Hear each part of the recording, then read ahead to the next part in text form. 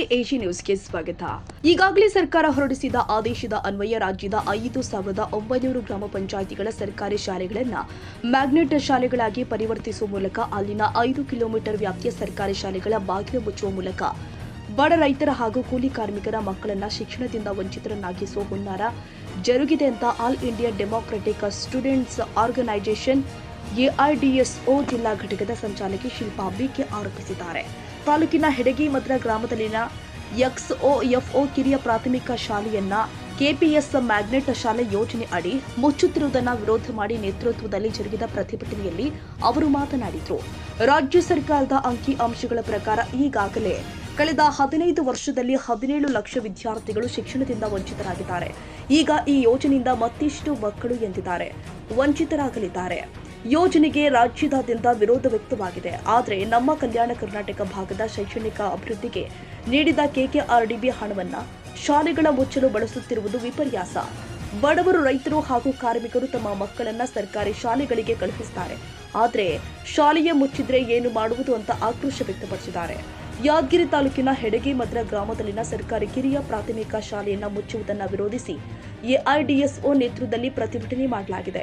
ಜಿಲ್ಲಾ ಘಟಕದ ಉಪಾಧ್ಯಕ್ಷ ಜಮಾಲ್ ಸಾಬ್ ಮಾತನಾಡಿ, ಸರ್ಕಾರಗಳು ನಿರಂತರವಾಗಿ ಸಾರ್ವಜನಿಕ ಹಕ್ಕುಗಳನ್ನು ಕಿತ್ತುಕೊಳ್ತಾ ಇದೆ.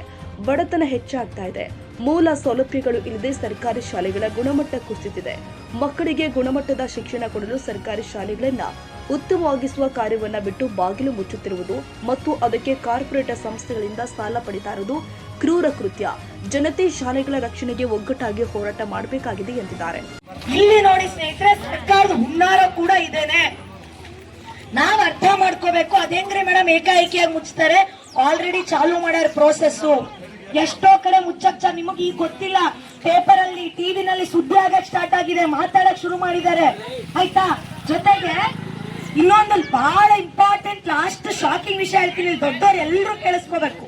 ಸರ್ಕಾರ ಬ್ಯಾಂಕಿನ ಸಾಲ ತಗೊಂಡ್ ಬಂದಾರಲ್ರಿ, ಆ ಸಾಲ ತಂದಿದ್ರಲ್ಲಿ ಕಲಬುರಗಿ, ಯಾದಗಿರಿ, ರಾಯಚೂರು, ಕೊಪ್ಪಳ, ವಿಜಯನಗರ, ಬಳ್ಳಾರಿ ಈ 7 ಜಿಲ್ಲೆಗಳಲ್ಲಿ ಆ ಸಾಲದಲ್ಲಿ 1 ರೂಪಾಯಿನೂ ನಮಗ್ ಕೊಡಲ್ಲ. ಕರ್ನಾಟಕ ರಾಜ್ಯ ಸರ್ಕಾರದ ಬಜೆಟ್ ಅಲ್ಲೂ ಕೂಡ ನಮಗ್ 1 ರೂಪಾಯಿ ಕೊಡಲ್ಲ. ಹಂಗಿದ್ರೆ ಕಲ್ಯಾಣ ಕರ್ನಾಟಕ ಭಾಗ ಅಂದ್ರೆ ನಮ್ ಭಾಗ ಅಂತೂ ಉತ್ತರ ಕರ್ನಾಟಕ ಮಂದಿ ಬಂದ್ ನಮ್ಮಲ್ಲಿ ಹೆಂಗ್ರಿ ಮೇಡಮ್ ಸಾಲಿ ತೆಗಿ. ನಮ್ಮೂರ ಹೆಡಗಿಮದ್ರ ಗ್ರಾಮದ ಶಾಲೆ ಬಿಜೆಪಿ ಕಟ್ಟಿದ್ದಲ್ಲ, ಕಾಂಗ್ರೆಸ್ ಕಟ್ಟಿದ್ದಲ್ಲ. ಇದು ಸ್ವತಂತ್ರಕ್ಕಿಂತ ಮುಂಚೆ ನಮ್ಮ ಊರಲ್ಲಿ ಶಾಲೆ ನಿರ್ಮಾಣ ಆಗಿದೆ.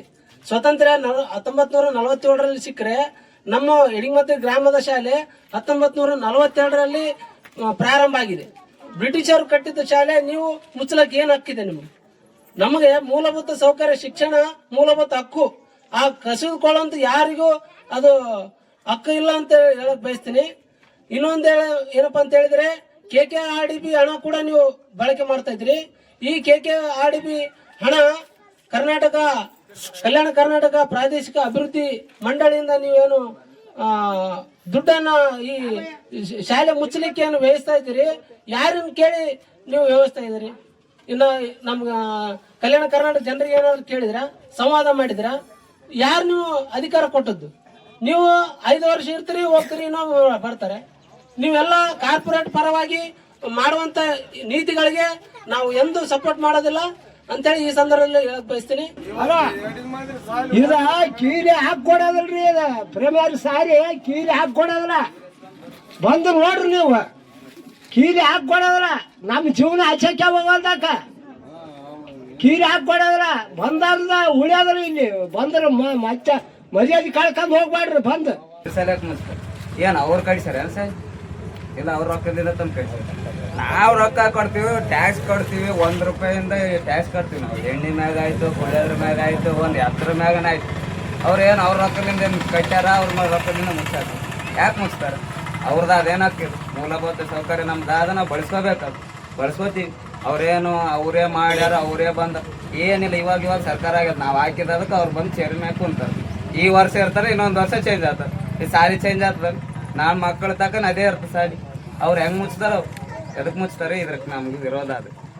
ಗ್ರಾಮಸ್ಥರು ಆದ ಸುಭಾಷ್ ಪೂಜಾರಿ, ರಾಮಯ್ಯ ಕಾನಡಿ, ಅಯ್ಯಪ್ಪ ಕೋನಪ್ಪ, ಚಂದನಕರ್, ಚಂದ್ರಶೇಖರ್ ಸೇರಿ ಗ್ರಾಮದ ಪೋಷಕರು, ಯುವಕರು ಉಪಸ್ಥಿತರಿದ್ದರು.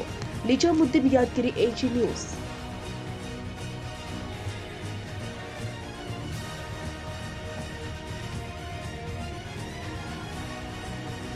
ಕನ್ನಡಿಗರ ಮೆಚ್ಚಿನ ನಿಮ್ಮ ಎಜೆ 24/7 ನ್ಯೂಸ್ ಕನ್ನಡ ವಾಹಿನಿ ಇದೀಗ ಟಿವಿಯಲ್ಲಿ ಲಭ್ಯ. ಒಂದು ವೇಳೆ ನೋಟಿಸ್ ಕೊಟ್ಟಿದ್ರೆ ವಾಪಸ್ ತಗೋತೀವಿ.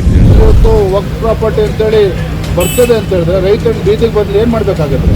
ಯಾರು ವೋಟ್ ಹಾಕಿಲ್ಲ ಅಂದ್ರೆ ಗ್ಯಾರಂಟಿನೆಲ್ಲ ಸ್ಟಾಪ್ ಮಾಡ್ಬಿಡ್ತೀವಿ.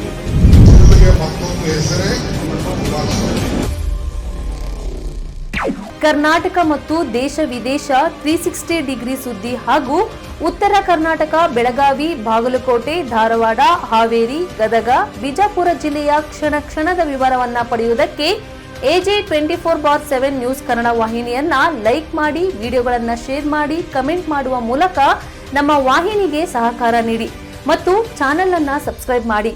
ಧನ್ಯವಾದಗಳು.